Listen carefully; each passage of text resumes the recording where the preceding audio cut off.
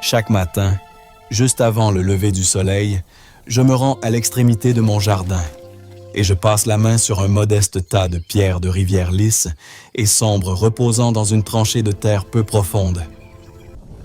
Même si l'air environnant est d'une sécheresse absolue et que la surface du sol à proximité est cuite et dure, les pierres sous mes doigts sont glissantes d'une humidité fraîche. De minuscules gouttelettes se forment activement sur la face inférieure de ces roches et ruissellent directement vers les zones racinaires profondes des plates-bandes de légumes plantés juste à côté. Il n'y a pas de conduite d'irrigation cachée enfouie dans la terre, ni de système d'arrosage programmé en marche. Ce que vous voyez est un élément oublié de l'ingénierie structurelle qui récolte une quantité infinie d'eau pour un investissement d'environ 20 $ en matières premières, au lieu d'acheter des pompes en plastique coûteuses ou de gérer des factures de services publics élevées. Nous utilisons la simple masse thermique de roches communes pour extraire la condensation directement de l'atmosphère. J'ai subvenu aux besoins de ma famille grâce à la nourriture de ce jardin pendant 3 décennies.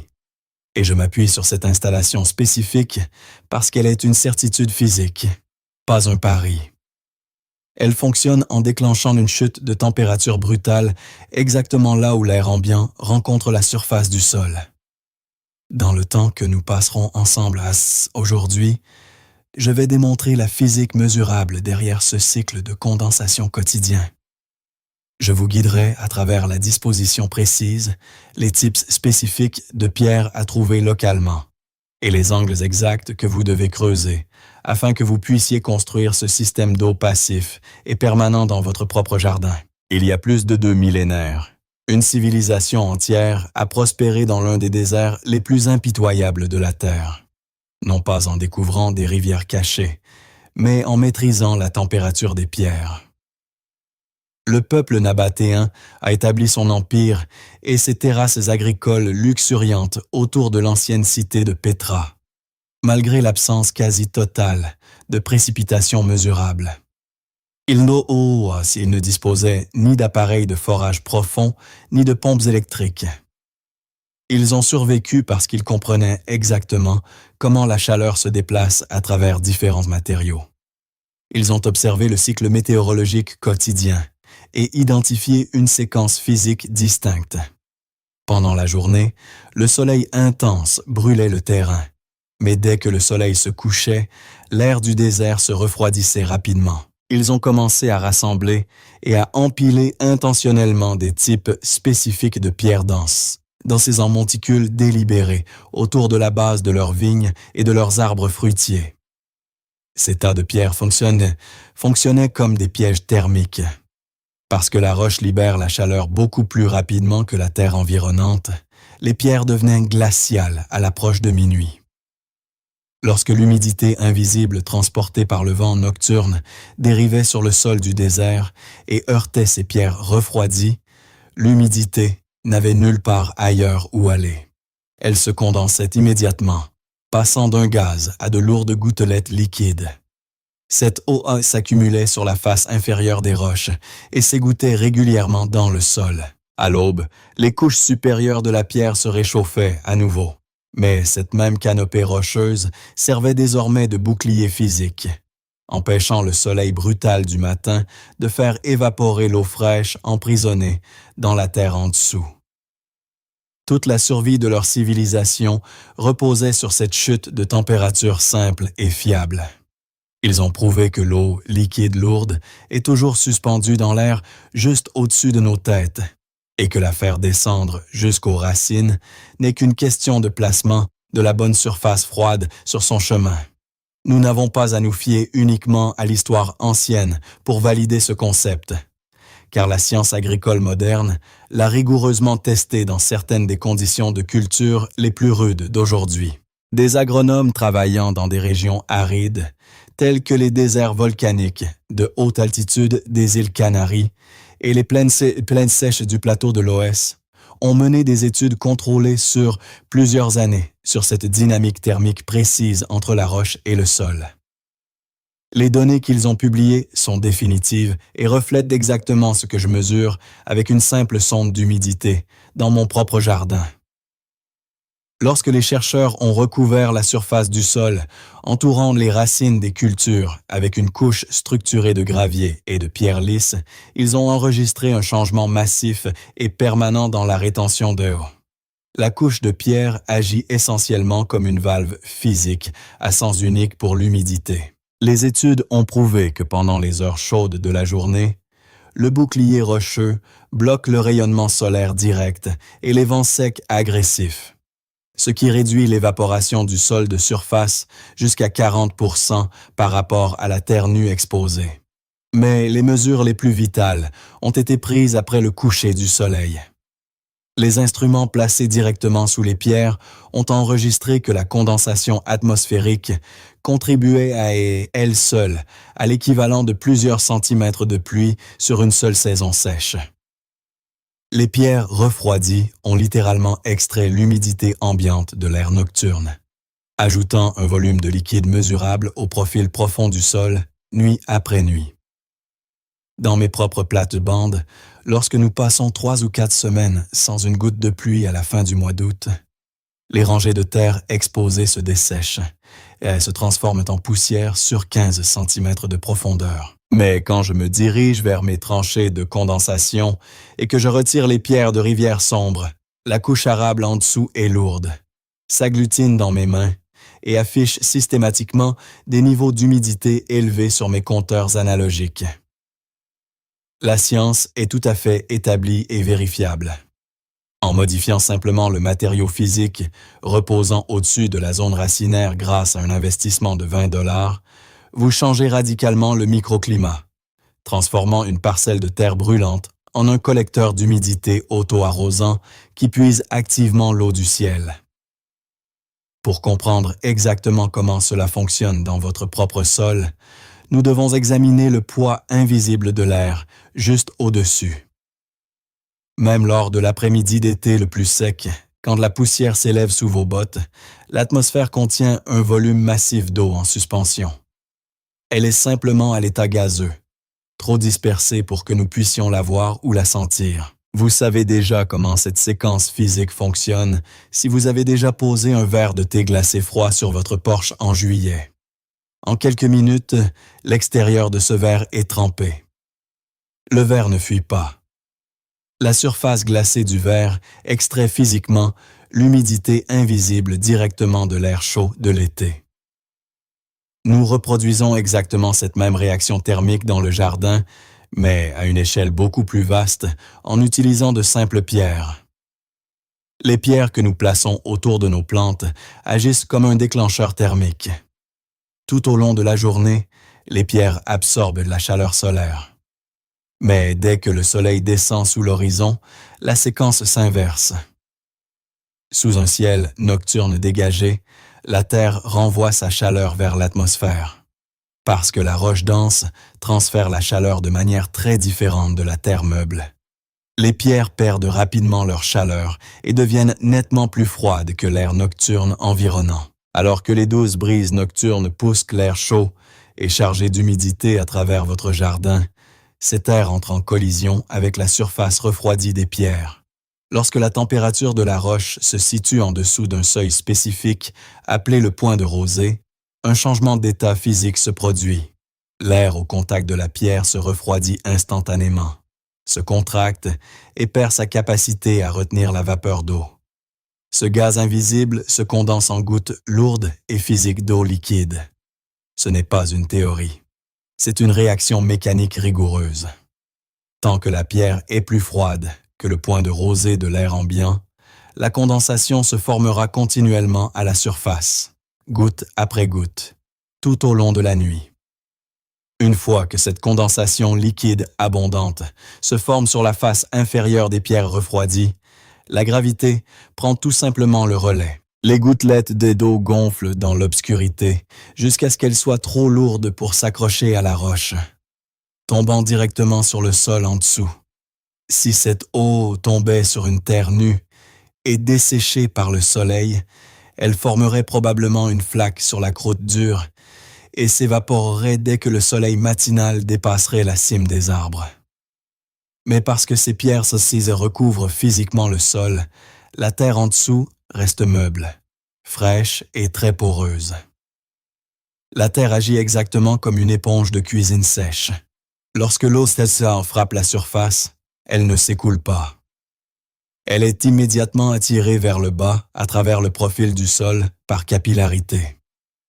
Elle descend au-delà du premier pouce de terre, se déplaçant régulièrement vers les zones racinaires de la profonde de vos plates-bandes potagères ou de vos arbres fruitiers. Au moment où le soleil se lève et que la température de l'air grimpe en flèche, les pierres chauffent à nouveau, mais leur masse physique agit désormais comme une barrière défensive. Elles bloquent de la lumière directe du soleil et protègent le sol des vents chauds et secs qui retirent normalement l'humidité du sol. L'eau que nous avons récoltée de l'air nocturne est maintenant solidement emprisonnée au plus profond de la terre. Les systèmes racinaires de vos plantes sont incroyablement sensibles à ces poches d'humidité souterraine. En quelques semaines, les racines migreront naturellement vers ces tranchées humides et fraîches sous les pierres, développant un réseau dense exactement là où l'eau fraîche est délivrée chaque matin. Vous créez essentiellement un microclimat isolé et autonome juste en dessous de la ligne du sol. Vous n'avez pas besoin de comprendre la thermodynamique complexe pour voir les résultats lorsque vous déterrez une plante florissante pendant une sécheresse. Vous n'avez besoin que d'une pelle et d'une compréhension claire de la façon d'agencer les matières premières. Maintenant que nous savons exactement comment la physique génère et emprisonne l'eau, nous pouvons rassembler les fournitures spécifiques nécessaires pour construire l'infrastructure réelle dans votre jardin. Pour construire ce système dans votre propre jardin, il vous suffit de rassembler quelques matériaux spécifiques qui vous coûteront moins d'un billet de 20 $ dans n'importe quel dépôt de matériaux paysagers local. Tout le moteur de ce générateur d'eau atmosphérique repose sur le type de pierre que vous choisissez. Vous devez donc sélectionner des roches qui ont la masse thermique et la surface appropriée. Vous recherchez des pierres lisses, sombres et non poreuses. Les galettes de rivière sombre ou le basalte lisse sont parfaits, car leur couleur sombre absorbe efficacement la chaleur solaire pendant la journée, ce qui crée une variation de température massive lorsqu'ils se refroidissent rapidement la nuit. N'achetez pas de calcaire de couleur claire ou de pierres ponces très poreuses, car ces matériaux soit réfléchissent trop la lumière du soleil, soit absorbent la condensation directement dans leur propre structure interne, au lieu de la laisser s'égoutter dans votre sol. Lorsque vous vous rendrez au dépôt, dites à l'opérateur que vous avez besoin d'un petit chargement de pierre d'environ la taille d'une balle de golf jusqu'à la taille de votre poing. Cette gamme de tailles spécifiques est cruciale. Si les pierres sont trop petites, comme le gravier fin, elles se tassent trop et étouffent la circulation de l'air, ce qui signifie que le vent chaud de la nuit ne peut pas circuler à travers les interstices pour apporter l'humidité. Si les pierres sont trop grosses, vous perdez la surface concentrée requise pour forcer une condensation importante.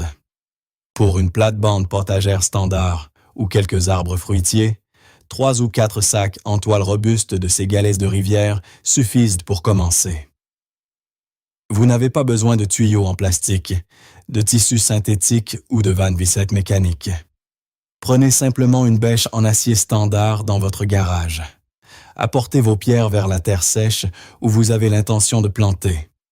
Et nous pourrons commencer à façonner les travaux de terrassement réels qui maintiendront ce système d'arrosage permanent.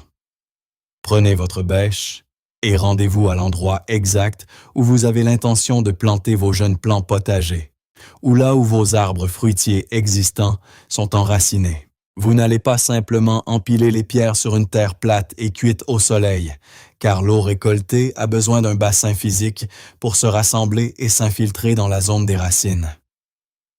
Commencez par creuser une tranchée peu profonde, formant un large anneau autour de la base de la plante. Vous devez creuser à environ 4 pouces de profondeur dans la couche arable.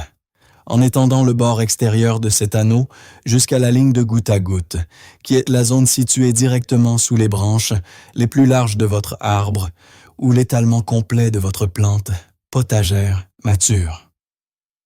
En retirant cette terre, inclinez le fond de la tranchée de manière à ce qu'il descende doucement vers l'intérieur, vers la tige principale. Cette pente spécifique repose sur la simple gravité pour garantir que chaque goutte de condensation lourde qui tombe des roches s'écoulera naturellement vers les racines pivotantes les plus profondes plutôt que de stagner sur les bords. Une fois votre terrassement peu profond façonné, prenez les galets de rivière sombre que vous avez récupérés au dépôt et commencez à les disposer dans le bassin. Ne vous contentez pas de les vider du sac en un tas désordonné. Placez-les à la main de manière à ce qu'ils forment une couche uniforme sur la terre nue. Vous devez construire cette couche de roche sur une épaisseur d'environ 3 pouces, en empilant les pierres de manière lâche les unes sur les autres. Il est crucial de laisser de petits interstices d'air naturel entre les roches pendant que vous les disposez. Ces poches vides sont les poumons de tout le système. Lorsque le vent frais de la nuit traverse votre jardin, il doit circuler librement à travers ces interstices, faisant circuler l'humidité atmosphérique invisible directement contre les surfaces glaciales des pierres intérieures. Si vous remplissez la tranchée de terre fine ou de sable, vous bloquez le vent et gâchez la réaction thermique. En plaçant les dernières pierres au ras du sol environnant, vous avez réussi à construire un piège à eau passif et permanent. L'ensemble repose proprement dans la terre, totalement hors de passage de votre tondeuse ou de votre brouette, attendant tranquillement que le soleil se couche pour que la physique puisse prendre le relais. Une fois vos pierres installées dans le sol, le système fonctionne de manière totalement autonome. Mais ce n'est pas quelque chose que l'on peut simplement enterrer et oublier pendant une décennie. Au cours des 30 années pendant lesquelles j'ai travaillé cette terre, j'ai appris que les systèmes naturels nécessitent de l'observation, et ce piège à eau thermique présente une vulnérabilité critique. Tout le mécanisme repose sur ces poches d'air vides entre les galets de rivière sombre. Au fil des saisons, les vents d'automne souffleront inévitablement des feuilles mortes, des aiguilles de pin et de la terre meuble à travers votre jardin. Si ces débris organiques se déposent dans la tranchée et se décomposent entre les pierres, ils agissent comme une couverture épaisse. Cela étouffera complètement la circulation de l'air et isolera les roches, empêchant ainsi cette chute brutale de la température nocturne. Lorsque l'air ne peut plus toucher la pierre froide, la condensation s'arrête totalement et votre générateur d'eau à $20 redeviendra un simple tas de gravier. Pour éviter cela, votre programme d'entretien est incroyablement simple et ne nécessite que 10 minutes de votre temps, 2 fois par an. À la fin de l'automne, une fois les arbres dénudés, et à nouveau au début du printemps, avant le début de la saison des plantations, prenez un balai de cantonnier ou un souffleur de feuilles standard et dégagez la surface de vos tranchées de pierre. Si vous remarquez que de fortes pluies ont entraîné de la boue dans le bassin au cours de l'été, ne la laissez pas là. Tous les 4 ou 5 ans, vous devrez enfiler vos gants, retirer ces pierres de la tranchée et les empiler sur une bâche. Prenez votre bêche et grattez la terre accumulée pour rétablir ce bassin propre de 10 cm de profondeur. Donnez aux pierres un coup de jet d'eau rapide avec votre tuyau d'arrosage pour rincer la boue de leur surface et rempilez-les directement dans la tranchée. Vous réinitialisez ainsi la masse thermique. J'ai vu des gens essayer de sauter cette étape en posant un feutre géotextile synthétique sous les roches en pensant que cela empêcherait la terre de s'y mélanger. Ne commettez pas cette erreur. Les tissus synthétiques en plastique bloquent de l'action capillaire du sol, ce qui signifie que le ZAO stagnera sur le dessus du tissu et s'évaporera, au lieu de s'enfoncer profondément dans la zone racinaire où elle doit aller. Laissez la pierre brute reposer directement contre la terre nue. Gardez les interstices d'air totalement exempts de débris. Et les lois de la physique continueront à puiser l'eau du ciel pendant des générations. Quand vous prenez du recul pour observer la tranchée terminée, vous n'êtes pas face à un miracle ou à une quelconque astuce de jardinage non prouvée. Vous contemplez de la physique appliquée qui a permis de maintenir l'agriculture en vie dans les climats les plus rudes de la planète pendant des milliers d'années. En investissant 20 $ dans des pierres de rivière ordinaires et en passant une seule après-midi à façonner la terre avec une simple bêche en acier, vous avez modifié de façon permanente le microclimat de votre jardin. Les résultats sont entièrement vérifiables et se mesurent facilement avec une sonde d'humidité du sol analogique de base. Dès le premier mois suivant l'aménagement de ces bassins de pierre, vous remarquerez une réduction drastique de la fréquence à laquelle vous devez traîner un lourd tuyau d'arrosage en caoutchouc sur la pelouse. Votre facture d'heure mensuelle diminuera parce que vous ne paierez plus une compagnie de services publics pour compenser l'évaporation quotidienne de surface. Au lieu de cela, vous capturez l'humidité invisible qui dérive naturellement sur votre terrain chaque nuit et vous l'acheminez directement vers les racines pivotantes profondes de vos cultures. Les plantes elles-mêmes vous montreront la différence mesurable. Lors des vagues de chaleur de la fin de l'été, lorsque la couche arable exposée se transforme en poussière craquelée et que les légumes non protégés commencent à flétrir et à laisser tomber leurs fruits non mûrs, les plantes ancrées dans ces tranchées de condensation restent droites, d'un vert profond et en pleine production. Leurs systèmes racinaires sont entièrement isolés du soleil brûlant du matin et constamment alimentés par les pierres froides situées directement au-dessus d'eux. Je fais confiance à cette séquence physique précise pour aider à nourrir ma famille depuis 3 décennies, car elle ne dépend pas de pompes en plastique fragile, de la pression d'eau municipale ou de vannes mécaniques qui finissent par casser sous le soleil. Elle repose entièrement sur les lois permanentes et prévisibles de la masse thermique, de la condensation atmosphérique et de la gravité. Il vous suffit de placer les bonnes pierres sombres dans la terre, de maintenir les espaces d'air totalement exempts de feuilles mortes et de laisser la chute de température nocturne faire le plus gros du travail pour votre jardin, année après année. Si ce récit a changé votre regard sur les simples pierres de votre jardin, n'hésitez pas à vous abonner et à aimer la chaîne. Nous mettons au jour l'histoire et la science qu'ils ont tenté d'enterrer. Plantez les graines de l'avenir avec nous. Le prochain trésor de connaissances sera bientôt révélé.